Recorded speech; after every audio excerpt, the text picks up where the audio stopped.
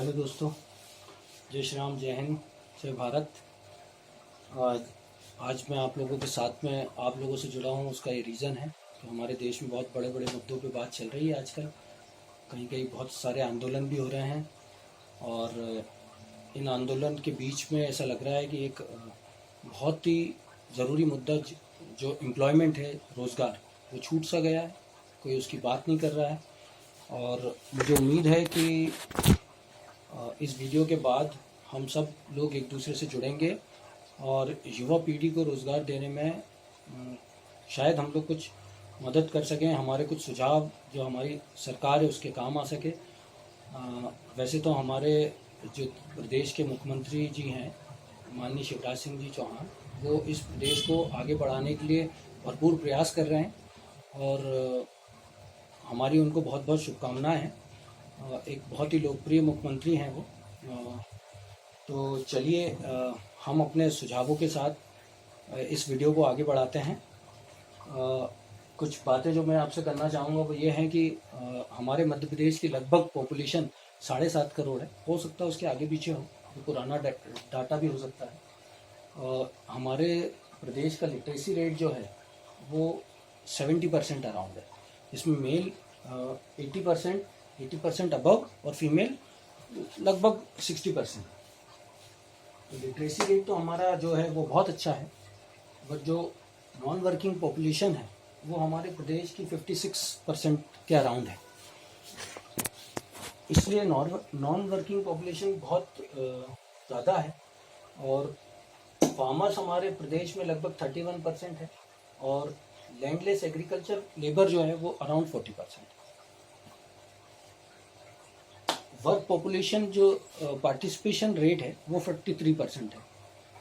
इस तरह से यदि देखा जाए तो हमारे प्रदेश में ऐसे बहुत सारे सॉल्यूशंस हो सकते हैं जिससे हमारे प्रदेश में यूथ को एम्प्लॉयमेंट मिल सकता है, जो कि प्राइवेट सेक्टर तो दे ही रहा है, बट कुछ सुझाव हमें हमारे प्रदेश सरकार के लिए भी रहेंगे जिससे ये एम्प्लॉयमेंट के चांसेस जो हैं वो और बढ़ जाएं।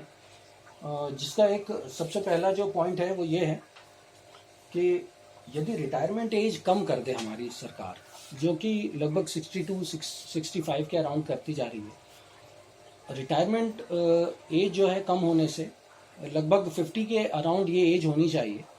यदि 50 के अराउंड एज होगी तो और भी पर्सन्स को एज अर्ली एज पॉसिबल उनको चांसेस मिलेंगे कि उनको और एम्प्लॉयमेंट मिल सके। वैसे भी क्या होता है कि जो अबव 50 वाले जो लोग हैं उनकी वर्किंग एफिशिएंसी कम हो जाती है। सारे सेक्टर्स की तो बात नहीं करते हैं, लेकिन मैक्सिमम सेक्टर्स में वर्किंग कैपेसिटी कम हो जाती है अराउंड 50, 52, 55 की एज के अराउंड। इसलिए यदि अब हमको वर्किंग एफिशिएंसी भी चाहिए तो हमको उनको जल्दी रिटायरमेंट प्रोवाइड कराना चाहिए, चाहे वो वॉलंटरीली रिटायरमेंट हो, और इससे एम्प्लॉयमेंट के अवसर जो हैं वो और भी ज़्यादा हो सकते हैं। जो दूसरा जो बहुत ही इम्पोर्टेंट टॉपिक है वो ये है, जो दूसरा सुझाव जो है वो ये है कि अबव 1 लाख के ऊपर जिनकी भी सैलरी है, 1 है, 1.5 है, 1.85 है, 2 है, अबव 2 भी है। ऐसे प्रोफेसर्स भी हैं हमारे यहाँ जिनके अबव 2 है, या फिर ऐसे ऑफिसर्स भी हैं जिनके अबव 2 है और उनकी रिटायरमेंट एज भी लगभग 50 अराउंड है, 52 के अराउंड है। तो गवर्नमेंट चाहे तो उनको वॉलंटरीली रिटायरमेंट दे सकती है। उससे गवर्नमेंट के पास पैसा बचेगा, उनकी पेंशन में चला जाएगा आधा पैसा, और जो रिमेनिंग 50% पार्ट रहेगा उससे गवर्नमेंट लगभग 2 या 3 पर्सन को जॉब दे सकती है, 2 या 3 यूथ को जॉब दे सकती है। वो भी उतने ही क्वालिफाइड और उससे ज़्यादा एफिशिएंसी से काम करने वाले। इससे वर्किंग पावर भी बढ़ेगी, एफिशिएंसी बढ़ेगी और क्वालिटी जो देना चाहते हैं, जो गवर्नमेंट देना चाहती है, वो इम्प्रूव होगी। इसलिए हमारा दूसरा सुझाव ये है कि जो हायर रेंज की जिनकी सैलरी है और उनकी एज भी ज़्यादा है, उनको रिटायरमेंट दे सकते हैं। ये भी कर सकती है गवर्नमेंट की उन्हीं से वॉलंटरीली रिटायरमेंट लेते समय उनसे ये पूछ ले कि यदि आपके यहाँ भी ऐसा कोई यूथ है जो कि आपकी तरह एक क्वालिफाइड है तो हम उसको जॉब दे सकते हैं, टर्म्स जो भी होती हैं उस पर, और एक यूथ को भी जॉब मिलेगा और इसके साथ साथ औरों को भी जॉब मिल सकते हैं। जो तीसरा हमारा जो सुझाव रहेगा हमारी गवर्नमेंट को, ये है कि गवर्नमेंट को एम्प्लॉयमेंट ऑफिसेस ज़रूर हैं पूरे प्रदेश में, लेकिन एम्प्लॉयमेंट साइट क्रिएट करनी चाहिए, ना केवल गवर्नमेंट वैकेंसीज को बताने के लिए बट प्राइवेट सेक्टर्स की भी वैकेंसी को बताने के लिए। जैसे कि मान लीजिए मेरे एक इंस्टीट्यूशन है, किसी की दुकान है, या फिर किसी और दूसरी जगह किसी के हॉस्पिटल है, या फिर किसी का कुछ एक पर्सनल कुछ काम है, उसको किसी पर्सन की ज़रूरत पड़ती है, उसका स्केल अलग हो सकता है, 3000, 5000, 8000, 15000, 12000, 20000, बट एक स्केल के हिसाब से प्राइवेट सेक्टर वाले भी उस साइट पर जाके